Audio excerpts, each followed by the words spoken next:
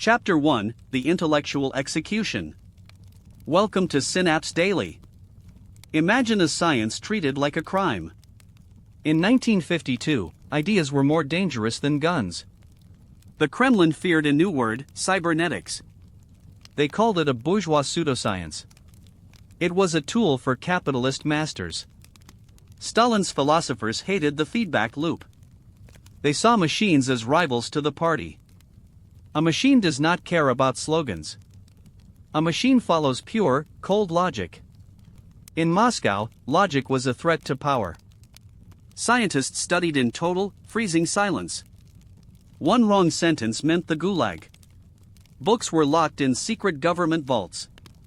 The state wanted obedience, not intelligent systems. Cybernetics suggested that systems could self-regulate.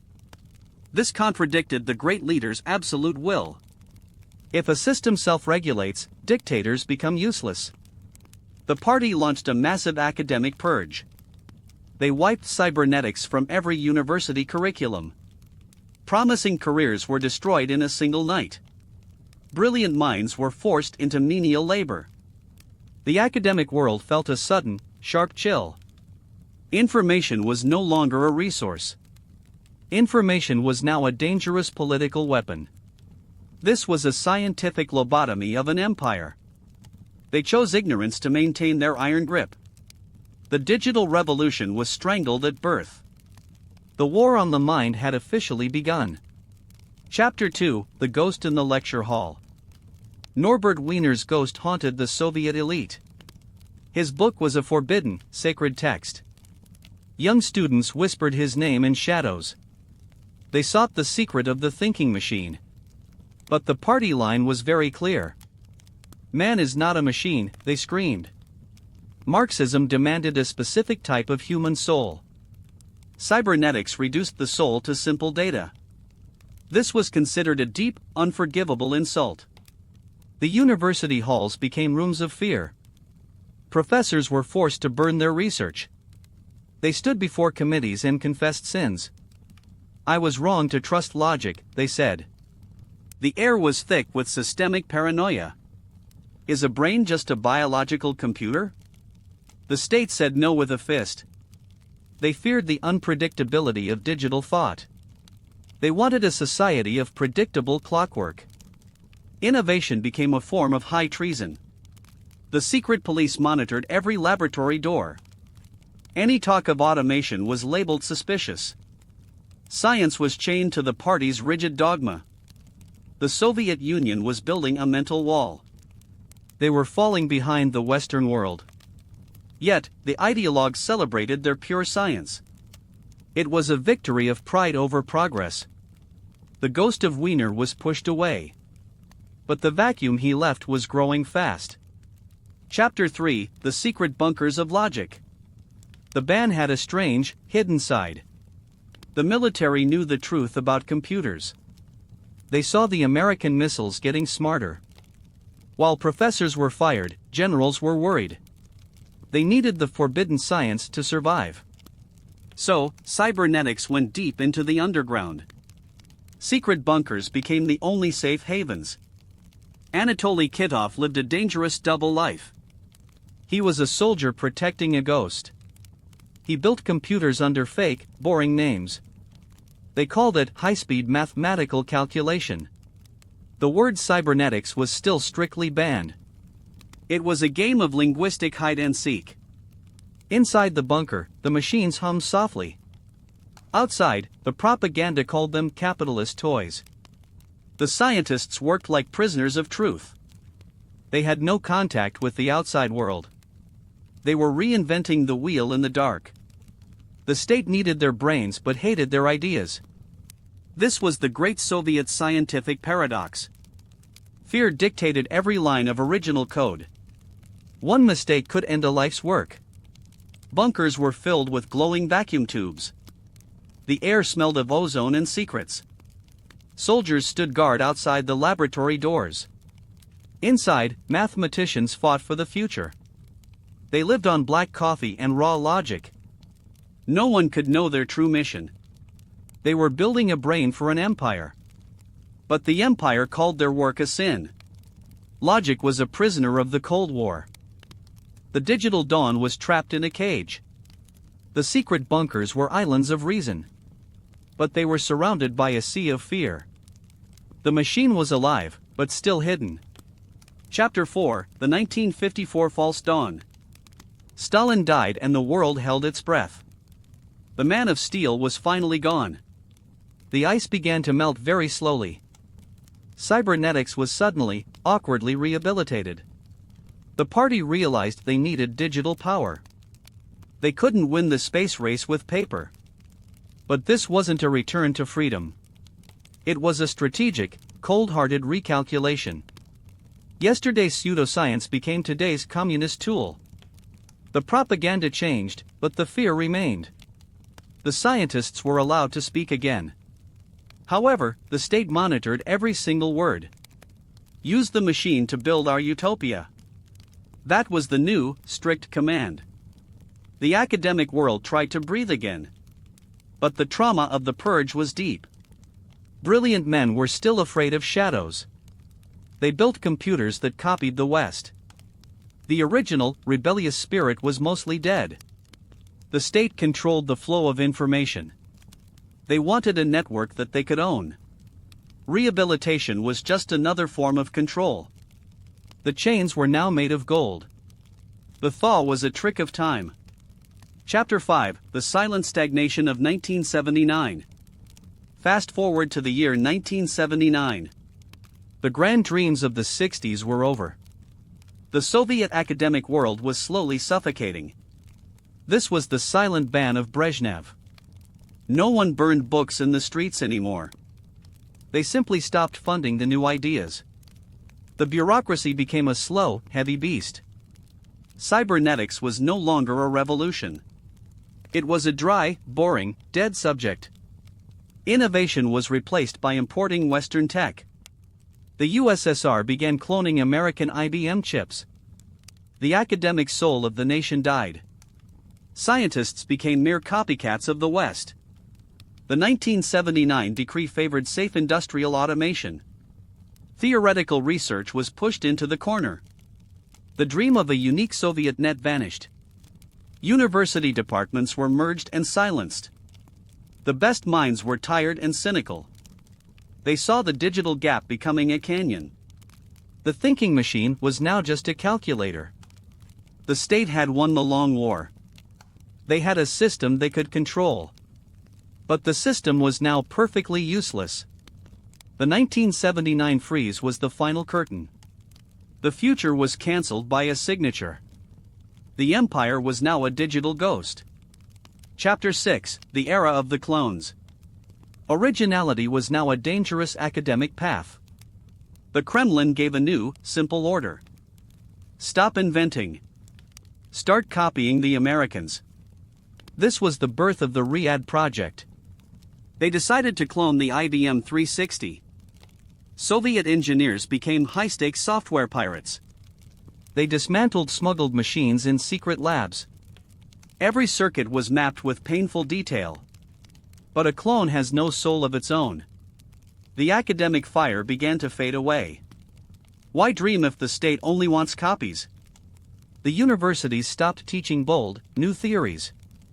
Students learned to replicate, not to innovate. The cybernetic dream became a copycat nightmare. The hardware was always 5 years behind. The software was buggy and full of errors. It was a Frankenstein system of stolen parts. The unique Soviet logic was officially discarded. Academic prestige was replaced by successful piracy. The masters of logic became slaves to IBM. The gap with the West became a canyon. They were chasing a target that moved faster. Innovation was dead. Long live the clone. Chapter 7: The Human Component Trapped. Cybernetics was once about liberating the worker. The theory promised a world of less labor. But the 1970s bureaucracy had other plans. They used data to tighten the iron grip. The machine became a tool for surveillance. Academic researchers saw their work being twisted.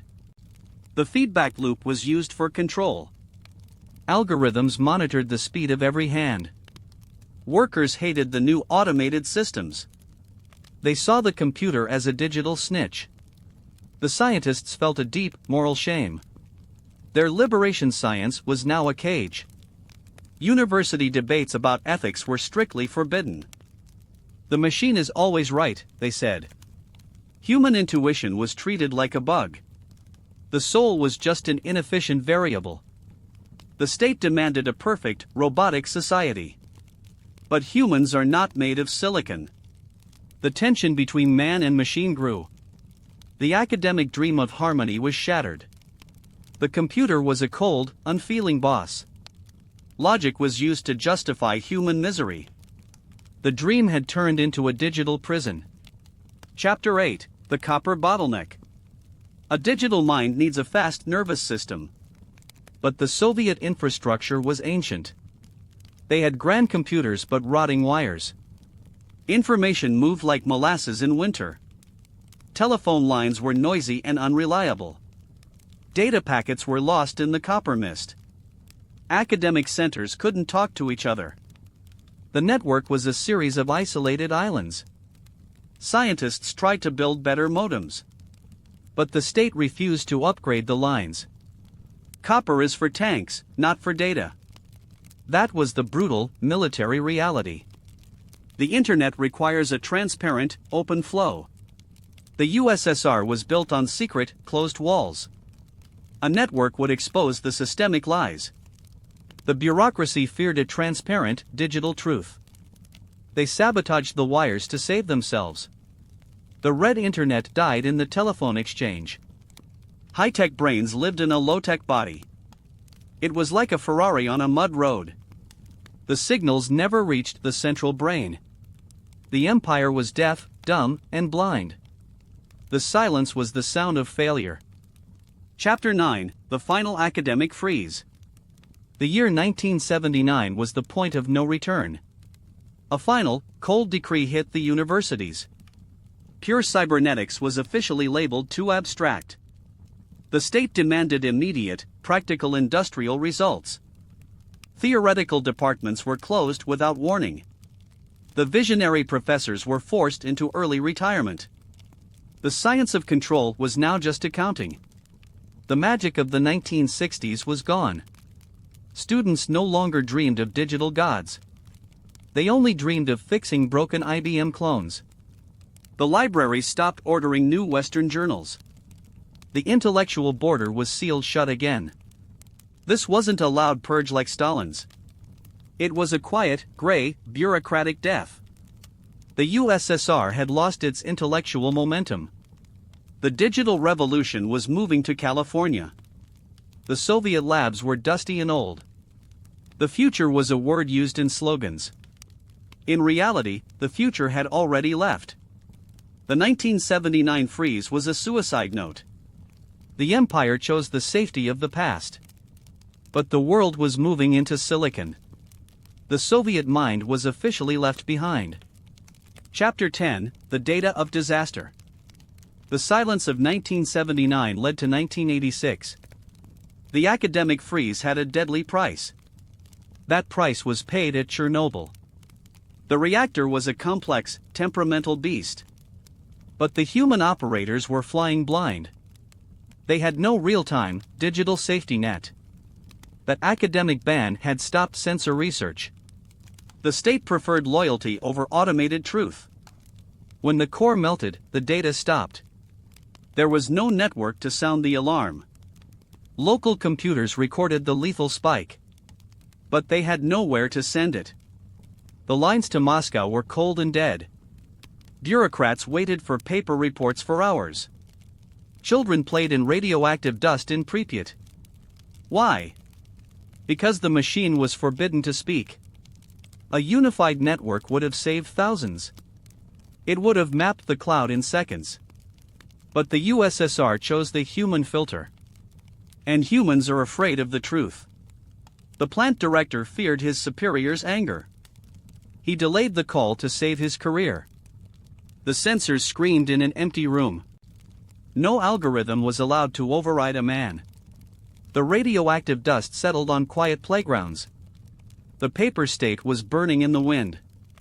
Truth was trapped in the melted ruins. Information was the only cure they lacked. The radiation moved faster than the red tape.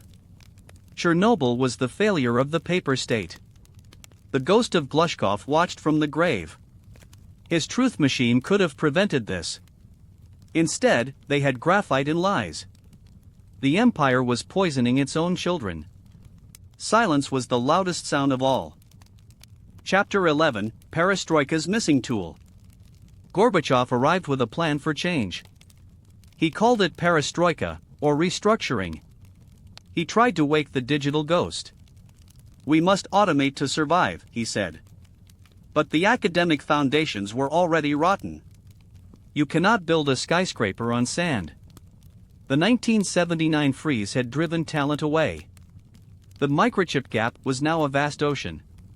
Soviet industry was stuck in the 1960s. They tried to launch a new computer program. But they were still just copying old IBMs. The West was now using personal computers. Individual power was exploding in the USA.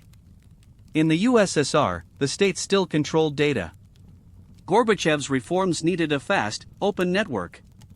He needed the red internet more than ever. But the wires were still ancient copper. The bureaucracy still feared the feedback loop. The reform was a software update for hardware. And the hardware was literally falling apart. The scientists knew it was too late. The machine was too broken to restart. The restructuring had no digital brain. It was a house built without a floor. Chapter 12, The Great Disconnect. The year 1991 was the final shutdown. The Soviet Union simply turned off. The thousands of local computers became scrap. They were programmed for a dead plan. They didn't understand the market logic. The academic departments were sold for parts. Brilliant theorists became taxi drivers in Moscow. The secret bunkers were looted for gold. They stripped the circuit boards for metal. The magnetic tapes were dumped in landfills. The data of an empire became trash. The red internet never sent its final packet. It was a ghost that never lived. The scientists moved to Silicon Valley. They built the systems they were denied. The Soviet mind helped build the West. The irony was bitter and very deep. The state that feared the machine died. The machine it feared became the world. The academic ban was the final suicide. Logic had no home in the Kremlin. The nodes were disconnected forever. The dream was buried under Soviet rubble. Chapter 13, The Algorithmic Legacy. Welcome to the world of today. The 1979 ban is still teaching us. We live in the world Glushkov envisioned. But it is owned by giant corporations. Predictive analytics manage our daily lives. Algorithms decide what we buy and think. The cybernetic dream is now our reality. Is it the utopia they once promised? Or is it a new, invisible cage? The Soviet failure was a human failure. They tried to use math to enforce fear. Modern giants use math to enforce habit. The Silicon Tsar is finally here. He just doesn't wear a Soviet uniform. He lives in your phone and pocket. The story of the USSR is a warning. Ideology cannot stop the flow of data. But it can turn progress into tragedy. Today, the feedback loop is everywhere. Our choices are tracked by silent servers. We gave up our data for convenience. The Soviets wanted control through direct force. The modern world uses gentle, digital nudges. The 1979 academic war is finally over. But the war for the mind continues. Will we control the machine this time? Or will the feedback loop control us? Glushkov's ghost is whispering in the code. He sees the network he once dreamed of. But he also sees the same old power. History is just a series of choices. The USSR chose the wrong one. We are making our own choices now. Thank you for joining Synapse Daily. Stay curious. Stay connected. The machine is always watching you now.